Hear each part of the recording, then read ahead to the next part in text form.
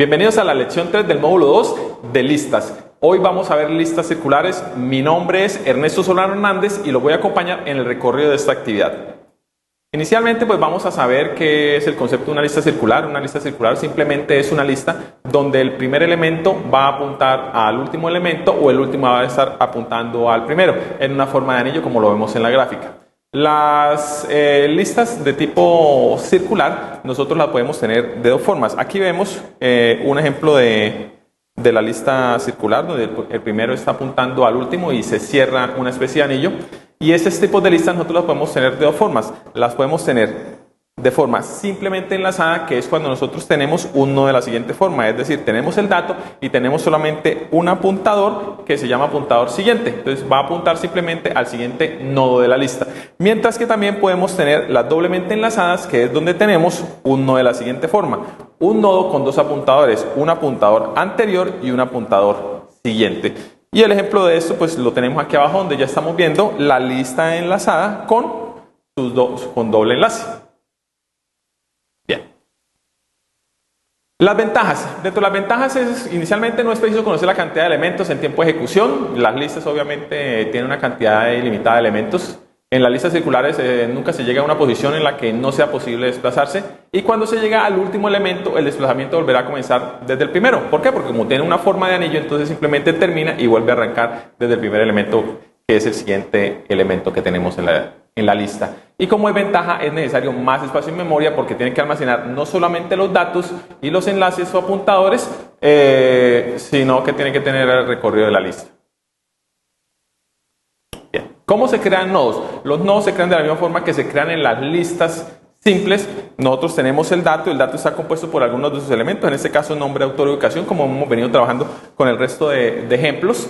Y simplemente hacemos el enlace del apuntador que apunte al siguiente nodo, que en este caso es el mismo. Entonces, en este caso tenemos una lista circular simplemente enlazada de un solo elemento. O la podemos tener doblemente enlazada, como en este caso, donde tenemos los dos apuntadores y de igual forma se está cerrando el círculo o el anillo. ¿Cómo vamos a recorrer nosotros una lista? Es muy importante.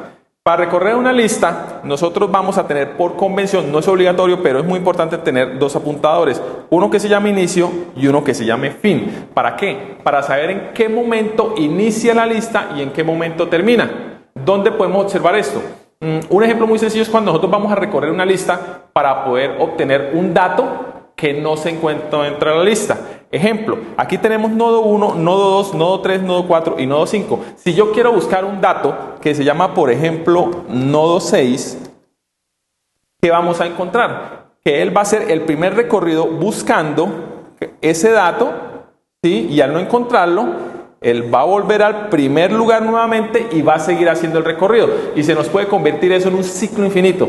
¿Qué debemos hacer? Entonces nosotros vamos a tener el apuntador de inicio o el apuntador final, donde nos va a decir cuál es el inicio o cuál es el final, para que cuando se encuentre con ese apuntador, pues ya no haga más la búsqueda porque va a seguir haciendo un recorrido infinito. Eso es muy importante. Bien. ¿Cómo se insertan elementos? Inicialmente nosotros siempre habíamos trabajado con las otras listas. Decíamos que agregar al inicio, agregar al final o incluso agregar en el medio. En este caso simplemente vamos a hacer una sola forma de agregación porque como es una lista cerrada, pues simplemente vamos a apuntar siempre donde vamos a insertar el elemento, pues simplemente tenemos que hacer. En este caso vamos a insertar nosotros este nodo que se llama nodo 3. Entonces el nodo 3 lo que tenemos que hacer es igual que en las otras, simplemente cogemos el apuntador siguiente de este nodo y lo vamos a apuntar, en este caso al nodo 4. Al nodo siguiente. Y el apuntador que tiene acá y este apuntador que tiene el nodo 2, en este caso que es simple, lo vamos a apuntar al nodo 3. De esta forma nosotros establecemos la inserción de un elemento dentro de la lista. Entonces vamos a verlo de una forma más gráfica. Simplemente desaparecemos aquí, hacemos que aparezca acá, borramos lo que nosotros ya habíamos hecho. ¿Sí? Aquí borramos los enlaces que tenía y hacemos el enlace. Miren, venimos aquí y hacemos el enlace con el nodo 4 y luego enlazamos el nodo 2 con el nodo 3 y ya tenemos insertado nuestro elemento. Bien, para eliminar elementos. Para eliminar elementos pues se hace de la misma forma. Como les decía, ya no es ni el primero ni el último, sino que vamos a eliminar un elemento del medio. por cualquier lado que lo vayamos a eliminar. Entonces, ¿qué establecemos? Vamos a establecer un puntero, que es ese que nosotros tenemos acá, puede llamarse fin o incluso inicio, dependiendo de la posición donde estemos, sea simple o sea doblemente enlazada, y corremos ese apuntador uno antes de lo que del nodo que nosotros vayamos a sacar. Entonces nosotros vamos a sacar, en este caso, vamos a sacar el nodo 3, lo vamos a eliminar. Entonces para eso nosotros hacemos el corrimiento del nodo, lo sacamos de ahí. ¿Cómo lo hacemos? Simplemente vamos a llevar ese nodo, ¿sí?, a una variable temporal que vamos a llamar, puede ser auxiliar, ¿sí? ¿Y qué es lo que hacemos? Entonces simplemente hacemos que este nodo apunte al nodo siguiente.